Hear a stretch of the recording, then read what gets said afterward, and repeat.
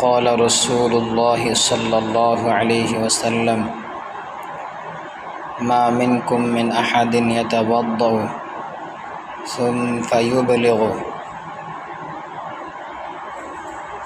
فيبلغ الوضوء ثم يقول أشهد أن لا إله إلا الله وأشهد أن محمدا عبد الله ورسوله إلا فتحت له أبواب الجنة الثمانية يدخل من أيها شاء।